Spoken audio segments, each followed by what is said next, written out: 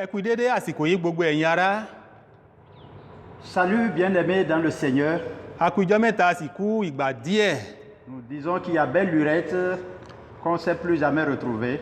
Àánú Olúwa yóò máa bá ẹnìkọ̀ọ̀kan wa gbé o. Que la grâce du Seigneur soit avec chacun de nous. Oore ọ̀fẹ́ Jésù kó wà pẹ̀lú rẹ. Que la bénédiction du Seigneur soit avec toi. Àmín. Amen. Lọ́jọ́ òní, Ce jour, a fẹ́ bára wa sọ̀rọ̀ lórí nous allons nous entretenir sur ìwé ìhìnrere ti Mátíù orí 11 ẹsẹ̀ 28. Matthieu chapitre 11 verset 28. Èyí tó sọ fún wa báyìí pé Qui nous dit ceci? ẹ wá sọ́dọ̀ mi gbogbo ẹ̀yin tí ń ṣiṣẹ́ Venez à moi, vous tous ceux qui êtes fatigués tí a sì di ẹrù wúwo lé lórí, èmi ó sì fún yín ní ìsinmi. et chargés, et je vous donnerai du repos. Ẹ wá sọ́dọ̀ mi gbogbo ẹ̀yin tí ń ṣiṣẹ́ tí a sì di ẹrù wúwo lé lórí, èmi ó sì fi ìsinmi fún yín. Venez à moi, vous tous ceux qui peinez sous la charge. Moi, je vous donnerai le repos. Amen. Amen. Ohun tí a fẹ́ mú dúró gẹ́gẹ́ bí àkórí ọ̀rọ̀ ti ìyànjú wa ti òní, Ce que nous allons retenir comme thème de notre message de ce jour, òun ni nínú Jésù Kristi nìkan ni ìsinmi tòótọ́ wà. le thème c'est en Jésus seul qu'il y a le vrai repos. Nínú Jésù Kristi nìkan ṣoṣo ni ìsinmi tòótọ́ wà. En Jésus seul qu'il y a le vrai repos. Amen. Amen. Kí Jésù fún ọ ní ìsinmi ní àsìkò Que le yìí. Seigneur te donne le repos en ce moment. À ń bẹ̀rẹ̀ pẹ̀lú gbólóhùn orin yìí Nous allons commencer avec ce petit cœur. tó sọ pé ayé sì ń bẹ ilé ọ̀dọ́ àgùntàn, ẹ̀wà ògo rẹ̀ ń pè ọ́ pé máa bọ̀, wọlé nísinsìnyí, ẹ̀wà ògo rẹ̀ ń pè ọ́ pé máa bọ̀. Kílẹ̀ tó ṣú, ilẹ̀kùn náà létí, gbàná ò kábàámọ̀ ó ṣe o, ayé kò sí mọ́ ó máa ṣe, gbàná ò kábàámọ̀ ó ṣe. Amen. Amen. Ọ̀rọ̀ kò ní jẹ́ kó pẹ́ jù fún ọ. Le Seigneur ne permettra pas que cela prenne du temps dans ta vie. Nínú Jésù Kristi nìkan ṣoṣo ni ìsinmi tòótọ́ wà. C'est en Jésus-Christ seul qu'il y a le vrai repos. Ọ̀rọ̀ lórí ìsinmi kìí ṣe ohun tí a tún máa lọ lé ẹ̀kọ́ rẹ̀ mọ́. Entretenir sur le repos n'a pas besoin d'aller dans une école. Nítorí pé ní gbogbo ìgbà, níbikíbi ni a máa ń lọ nínú ìsinmi tí ó bá ti tó àsìkò rẹ̀. Parce que en toutes circonstances, devant tout événement, il y arrive des moments où il faut aller se reposer. Ìṣẹ̀dá pàápàá ó ń kọ́ wa ní àti sinmi. Le Créateur lui-même nous a appris à nous reposer. Ẹ̀dá pàápàá ohun tí Ọlọ́run dá ó ń fún wa ní òye ìsinmi. La créature elle-même nous apprend comment nous devons nous reposer. Ọ̀rọ̀ lórí ìsinmi dára, ó ṣe pàtàkì púpọ̀. Parler du repos est une chose essentielle. Ara ènìyàn nílò ìsinmi. Le corps de l'homme a besoin de repos. Tí a bá kọ̀ láti fún un ní ìsinmi, Si nous refusons de lui accorder le repos, nǹkan tí kò bá ìfẹ́ ènìyàn mu, ohun tí kò dára lójú èèyàn kò pẹ́ jáde níbẹ̀. les conséquences peuvent être graves dans la vie d'une telle personne. A kíyèsí pé nígbà tí ojú bẹ̀rẹ̀ sí ní là, Nous avons constaté que lorsque l'homme a commencé par connaître l'émancipation, àwọn ènìyàn bẹ̀rẹ̀ iṣẹ́ nípa ti ìjọba. les gens ont commencé à travailler dans la notion de gouvernance. Wọ́n rí i pé ó yẹ kí ènìyàn ṣiṣẹ́ fún ìwọ̀n àsìkò kan kó sì lọ sinmi. Ils ont retenu qu'il est bon pour un homme de travailler pendant un temps et après il doit aller à la retraite. Wọ́n ti fi sí pé 30 ọdún ló yẹ kí èèyàn fi ṣiṣẹ́ gbáko. C'est pour cela que 30 ans ont été retenus pour travailler et après cela il faut aller à la retraite. Wọ́n wá rí i pé ìyẹn pàápàá ó tún mú ewu lọ́wọ́. Wọ́n sọ pé kí a ní ọjọ́ erí tó 60 ọdún ó ti tó.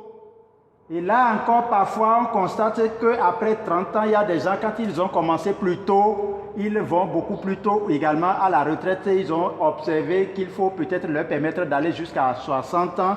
téèyàn bá ti ní ọjọ́ erí tó ti pé 60 ọdún ó tètè bẹ̀rẹ̀ iṣẹ́ o kò tètè bẹ̀rẹ̀ iṣẹ́ o kó sá ti ní 60 ọdún tàbí 60 tiẹ̀ dín márùn-ún wọ́n ó fún ní ìsinmi aláfẹ̀yìntì. 60 ans a été retenu parce qu'on s'est dit à cet âge, il est déjà suffisamment fatigué, qu'il ait commencé tôt ou tard à travailler, il est bon qu'à 60 ans qu'il aille au repos ou à la retraite. ọ̀rọ̀ ìsinmi Le repos, ọ̀rọ̀ ìsinmi le repos ó ṣe pàtàkì est très très important et capital. ó ṣe pàtàkì nínú ayé ọmọ ènìyàn C'est très important dans la vie d'un homme. ó ṣe pàtàkì tó bẹ̀ tó jẹ́ pé àwọn ohun tí a tilẹ̀ fi ń ṣiṣẹ́ pàápàá wọ́n nílò ìsinmi. C'est si important que même nos outils, nos instruments de travail également ont besoin à un moment donné d'aller au repos. tí a kò bá fún wọn ní ìsinmi wọn kò ní ṣiṣẹ́ pẹ́ wọn kò ní ṣiṣẹ́ dára bákan náà. Et les matériels ou les équipements, lorsque nous ne leur accordons pas souvent du repos, ils ne vont pas durer autant qu'ils devraient l'être. ó dára láti fún wọn ní ìsinmi. C'est important de leur accorder un temps de repos. tí a bá sì lọ nínú ìwé mímọ́ Lorsque nous allons dans la parole sainte, a kíyèsí pé ẹlẹ́dàá ọ̀run òun ayé ìyẹn ni ọlọ́run òun gan ló ti ṣe ìlànà ìsinmi kalẹ̀ fún ènìyàn. nous constaterons que le Créateur lui-même a été l'initiateur de la notion de repos. nítorí ìwé mímọ́ jẹ́ kí ó yé wa pé nígbà tí ọlọ́run ṣiṣẹ́ fún ọjọ́ 6 gbáko ní ọjọ́ keje ó sinmi. Parce que dans la parole, nous lisons que l'Éternel a travaillé pendant 6 jours et le 7e jour, il s'est reposé. èyí wà nínú ìwé Genesis orí kejì ẹsẹ̀ kẹta. Nous verrons cela dans Genèse chapitre 2, verset 3. ọlọ́run sinmi kúrò nínú gbogbo iṣẹ́ rẹ̀ tí ó ti ṣe ní ọjọ́ keje. L'Éternel s'est reposé le 7e jour de toutes les œuvres de ses mains. bẹ́ẹ̀ gẹ́gẹ́ ló rí fún onígbàgbọ́ lọ́nà ti ẹ̀mí. C'est ainsi qu'il en est pour le chrétien, même sur le plan spirituel. a tilẹ̀ kíyèsí ọkùnrin kan nínú bíbélì. Nous avons un cas dans la Bible a pe bàbá yẹn ní Simeoni. qu'on a appelé Siméon. nínú ìwé Lúùkù orí méjì Dans le livre de Luc, chapitre 2, ẹsẹ̀ 30-31. le verset 29, a gbọ́ níbẹ̀ yìí pé ní ọjọ́ náà bàbá arúgbó yìí àlùfáà ni ó gbé Jésù olùgbàlà ní apá rẹ̀. nous verrons que ce vieux sacrificateur a pris Jésus-Christ dans ses bras ó dúpẹ́ lọ́wọ́ Ọlọ́run. et a remercié l'Éternel Dieu. ó súre fún àwọn ènìyàn. Il a béni les gens. gbólóhùn tí ń jáde ní ẹnu rẹ̀ tó tún ṣe pàtàkì tí a fẹ́ kíyèsí níbẹ̀. Les propos qui sont sortis de sa bouche et que nous allons observer, ó ní pé bàbá yẹn sọ pé ó tó àsìkò fún ọmọ ọ̀dọ̀ rẹ̀ láti lọ sinmi wàyí. il parlait en ces termes, il est temps pour ton serviteur d'aller maintenant se reposer. nítorí tí ó ti ṣiṣẹ́ kárakára. Parce qu'il a travaillé avec toute sa force, son énergie. ó sì ń retí ìsinmi. Et il attend le repos. ọ̀rọ̀ ìsinmi ṣe pàtàkì. Le repos est très important. nínú Kristi ni ìsinmi tòótọ́ wà. Et c'est en Christ qu'il y a le vrai repos. tí a bá lọ nínú ìwé tí a kọ sí àwọn Hébérù Si nous allons dans le livre aux Hébreux, nínú orí 4 chapitre 4, ẹsẹ̀ 9 le verset 9, à ń gbọ́ níbẹ̀ wípé il est dit ceci: ìsinmi kan tún kù fún àwọn ènìyàn Ọlọ́run. il y a un autre repos pour les enfants de Dieu. ìsinmi kan tún kù fún àwọn ènìyàn mímọ́. Il reste un repos pour les saints. ó sì ń rọ̀ wá láti wọnú ìsinmi náà. Et il nous exhorte à entrer dans ce repos. ó ń rọ ẹnìkọ̀ọ̀kan láti wọnú ìsinmi náà tí ó tún Il kù exhorte chacun de nous à entrer dans ce repos à venir kó tó di pé ó ń pé àpẹ́jù. avant qu'il ne soit trop tard. ó ṣe pàtàkì. Il est important, ǹjẹ́ kí ó tó di pé àsìkò ń pé àpẹ́jù avant qu'il ne soit trop tard, tètè wọnú ìsinmi yìí. entre dans ce repos. báwo la ń wọnú ìsinmi yìí? Comment peut-on entrer dans un tel repos? nípa gbígba Jésù Kristi ní Olúwa ni. En acceptant Jésus-Christ comme sauveur, nípa gbígbà lólúwa àti olùgbàlà ẹni. en l'acceptant comme Seigneur et Sauveur. ọ̀nà tí a fi ń gba ìsinmi a fi ń wọnú ìsinmi náà nìyẹn. Voilà la voie pour entrer dans ce repos. ó ṣe pàtàkì ní alẹ́ yìí tàbí ní àárọ̀ yìí gẹ́gẹ́ bí àsìkò tí ó fi ń gbọ́ mi. C'est important pour chacun de nous, quel que soit le moment où nous écoutons ce message. nítorí ìdí èyí ni Jésù rà ṣe ń ké tantan pé ẹ wá sọ́dọ̀ mi. Voilà pourquoi Christ criait de toute sa force, venez à moi. gbogbo ẹ̀yin tí ń ṣe làálàá Vous tous qui peinez tí a sì di ẹrù wúwo lé lórí, à cause d'une lourde charge, ìwọ tí ẹrù ẹ̀ṣẹ̀ ti ń pa lọ, toi que la charge de péché est en train de détruire, ìwọ tí ẹrù ìbọ̀rìṣà ti ń pa lọ, toi que la charge de l'idolâtrie est en train de détruire. kò sí ibi tí o sáré sí láti bọ òrìṣà, láti bọ egúngún ilé, láti bọ ojúbọ ìlú. Il n'y a pas ce lieu où tu n'es pas allé pour des sacrifices aux revenants ou aux ancêtres, aux esprits, Kò tous sí- les esprits. kò sí ọ̀kan rẹ̀ tó ń yọrí sí dáadáa. Et malgré tout ceci, tu as toujours végété dans la douleur, dans les difficultés. ń ṣe ni ìpọ́njú ń gorí ìpọ́njú, Les douleurs, les difficultés se multiplient. owó níná ń gorí owó níná, Les dépenses se multiplient. ó ń bẹ nínú ìpáyà ńlá, Tu es dans une véritable peur. ẹrù ńlá ló jẹ́ lórí rẹ̀. C'est une véritable charge sur ta tête. Ó jẹ́ ẹrù lọ́kàn rẹ̀, Une charge pour ton cœur. ó ń bẹ̀rù ikú, Tu as peur de la mort. ó jẹ́ ìpáyà ńlá kan fún ọ. C'est une véritable épouvante pour toi. Ó ti pẹ́ tí o ti ń sáré, o ti ń sáré, o ti ń lépa àti ní ayọ̀ àti àlàáfíà àti ìsinmi fún ọkàn rẹ.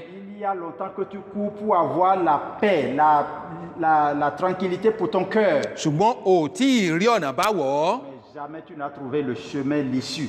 Bóyá ní tiẹ̀ ọtí mímọ ló jẹ́ ohun tó ń tì ọ́ ní ìtìkùtì káàkiri. Peut-être dans ta vie, c'est la boisson qui est en train de te balancer à gauche et à droite. Bí ó ti ń gba owó rẹ dànù, Comme il te ruine à travers tes ressources. bẹ́ẹ̀ ló ń sọ ọ́ di ẹni yẹ̀yẹ́ níwájú àwọn ọmọ àti aya. Il te rend ridicule, la risée de la population, de tes enfants et même de ta femme. Ó tún ń sọ ọ́ di ẹni tí ó ti ní gbogbo ọgbẹ́ lára. Tu es devenu quelqu'un qui a rien que des blessures sur tout le corps à cause des chutes. Tí o bá sì tí ì mú kinní yìí ní ọjọ́ kan, o ò lè gbé jẹ́.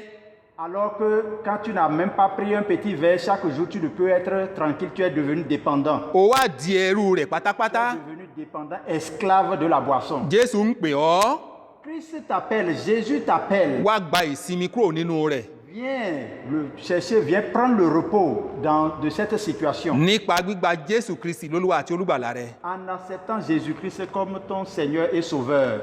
Bóyá iṣẹ́ àjẹ́ ni tiẹ̀, Peut-être que tu es dans la sorcellerie.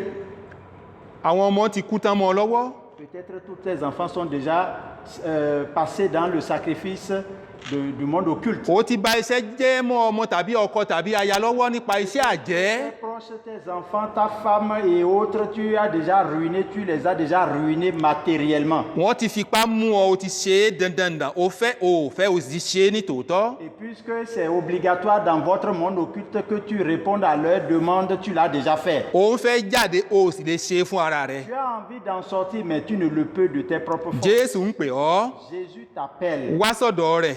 Viens à Jésus. Ó sinmi kúrò nínú gbogbo ìpọ́njú àti àṣẹdànù wọ̀nyí. Pour toutes ces difficultés et ces ruines ou ces pertes. Olè àti panṣágà ní tiẹ̀.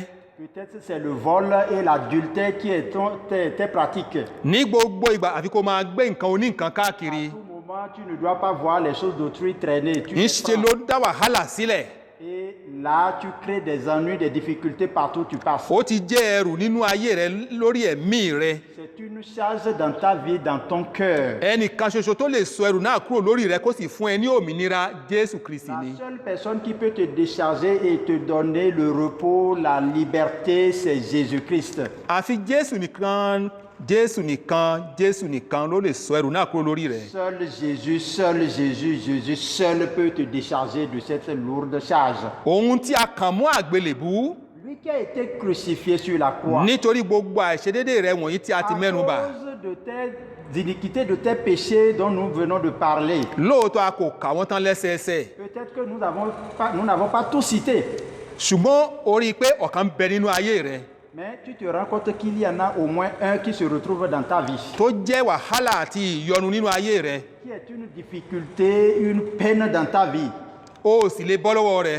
Mais tu n'arrives pas à t'en sortir. Wá sọ́dọ̀ Jésù. Viens à Jésus-Christ. Ẹni tí a kàn mọ́ àgbélébú. Qui a été crucifié sur la croix. Ó kú ní tòótọ́, ó sì tún jíǹde ní ijọ́ kẹta. Il est mort réellement et le troisième jour ressuscité. Ó sì tún wá gòkè ọ̀run lọ. Et qu'il y est monté au ciel. Gbogbo agbára lọ́run àti ní ayé ń bẹ lọ́wọ́ Jésù Kristi. Tout pouvoir pouvoirs dans les cieux et sur la terre lui ont été donnés. ó lè tú ọ sílẹ̀ ó lè sọ ẹrù náà kúrò nínú ayé rẹ. Il peut te libérer, il peut te délivrer, te décharger de cette lourdeur. yóò fún ọ ní ìsinmi nínú ayé yìí àti nínú ayé tí tún bọ̀ Il te pẹ̀lú. donnera le repos sur cette terre et même dans les cieux, dans le monde à venir. nítorí pé ó ní gbogbo agbára rẹ̀ ní ìkáwọ́. Tout pouvoir est entre ses mains. mo sọ pé ọ̀nà àti fi ṣe òun ni láti yọ̀ǹda ayé rẹ fún Kristi Jésù. Je vous l'ai dit déjà que le seul chemin, c'est Jésus-Christ. yọ̀ǹda ayé rẹ fún pátápátá. Donne-lui toute ta vie. jẹ́wọ́ rẹ̀ lólúwa àti olùgbàlà rẹ. Reconnais et confesse-le comme Seigneur et Sauveur. kọ̀ ẹ̀ṣẹ̀ rẹ sílẹ̀, mú ara rẹ ní ẹlẹ́ṣẹ̀ yìí ná. Renonce à tes péchés et reconnais que tu es un pécheur qui est condamné à la géhenne. má sọ pé gbogbo èèyàn ló sà ń dẹ́ṣẹ̀. Ne considère pas que, comme certains le disent, c'est tout le monde qui pêche, c'est naturel, c'est normal. má sọ pé ikú àjọ kì í roni lójú. Ne dis pas que non, c'est tout le monde qui subira le sort, mourra, donc il n'y a pas de problème. kò rí bẹ́ẹ̀ rárá. Jamais, mon bien-aimé. Jésù fẹ́ràn rẹ. Dieu t'aime. ó fẹ́ gba ẹ̀ṣẹ̀ yìí, ó fẹ́ sọ ẹrù yìí kúrò nínú ayé rẹ, ó fẹ́ fún ọ ní Il ìsinmi. veut arracher ce péché de ta vie, il veut descendre cette charge de ta tête. ó fẹ́ gbà ọ́ là. Il veut te sauver. ìdí nìyí tó yẹ kó o yọ̀ǹda ayé rẹ fún pátápátá. Voilà pourquoi il est important que tu abandonnes toute ta vie entre ses mains. tí o bá sì ṣe bẹ́ẹ̀ ní tòótọ́, Si tu le fais réellement, ó dájú pé ìwọ náà ó jẹ́rìí. toi-même tu rendras témoignage. àsìkò wo ló sì yẹ kó o fi ṣe é?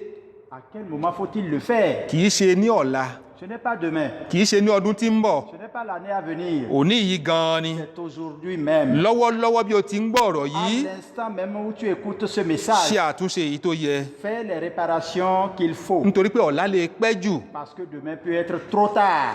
Ọlọ́run sọ pé Dieu a dit, òun fi àyè sílẹ̀ fún èèyàn láti kú lẹ́ẹ̀kan ṣoṣo. il est réservé aux hommes de mourir une seule fois, lẹ́yìn èyí, après quoi ìdájọ́ ló dúró. vient le jugement.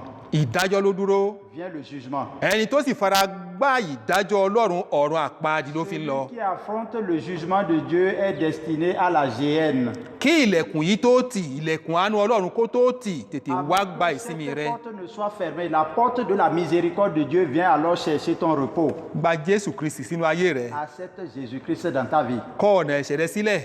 Abandonne ton chemin du péché. Gba Jésù Kristi. Croire en Jésus-Christ. wàá sì ní ìsinmi fún ọkàn rẹ. Et tu auras du repos pour ton âme. wàá ní iyè àìnípẹ̀kun. Tu auras le salut et la vie éternelle. mo ní ọjọ́ òní ni ọjọ́ náà. C'est aujourd'hui le jour même. ronúpìwàdà. Répands-toi. tí o bá ṣe tán láti gba ìsinmi yìí ní tòótọ́, Si tu es réellement prêt pour recevoir ce repos, ó wù mí kó lọ nínú àdúrà yìí. tu voudras te mettre à genoux pour exécuter cette prière. sọ pé Jésù Kristi Olúwa, Tu diras Jésus-Christ Sauveur. mo dúpẹ́ lọ́wọ́ rẹ Je te remercie nítorí tí mo gbọ́ ọ̀rọ̀ rẹ ní ọjọ́ òní parce yìí. que j'ai eu la grâce, l'opportunité d'écouter ton message ce jour. mo ti ń gbọ́ nígbà kan rí, kò ṣe nǹkan kan fún mi. J'ai plusieurs fois déjà entendu de tels messages, mais ça ne m'a jamais affecté outre mesure. ṣùgbọ́n lọ́jọ́ òní Mais aujourd'hui, mo wá sọ́dọ̀ rẹ. je viens à toi. mo mọra mi ní ẹlẹ́ṣẹ̀. Je me reconnais comme pécheur. mo ń jẹ́wọ́ àìṣedédé mi níwájú rẹ. Je confesse mes péchés devant toi. dáríjì mi. Pardonne-moi. sọ mí di ọmọ rẹ lónìí. Fais de moi un de tes enfants aujourd'hui. mo ti ta ara mi gẹ́gẹ́ bí ẹrú fún ẹ̀ṣẹ̀. Je me suis déjà vendu comme esclave au péché, ṣùgbọ́n mo wá sọ́dọ̀ rẹ.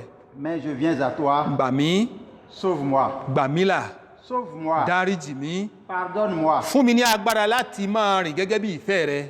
Donne-moi la force de pouvoir marcher selon ta volonté. láti òní yìí lọ, À partir de kí maintenant, ẹ̀mí mímọ́ rẹ wọnú ayé mi, que ton Saint-Esprit entre dans ma vie kó sì máa darí mi et qu'il me dirige títí láé, à jamais. lórúkọ Jésù. Au nom de Jésus. àmín. Amen. kí ló wá bù sí ọ̀rọ̀ rẹ nínú rẹ. Que l'Éternel bénisse sa parole dans ta vie. bí ẹ bá rí ìbùkún gbà, Si tu as reçu une bénédiction à travers ce dúpẹ́ message, lọ́wọ́ Ọlọ́run. tu vas remercier le Seigneur. tàbí pé oníwàásù náà, Sinon, appelle celui qui vient de faire ce message wàá sì rí ìbùkún gbà ní et tòótọ́ sí tu i. auras les bénédictions davantage. àmín. Amen.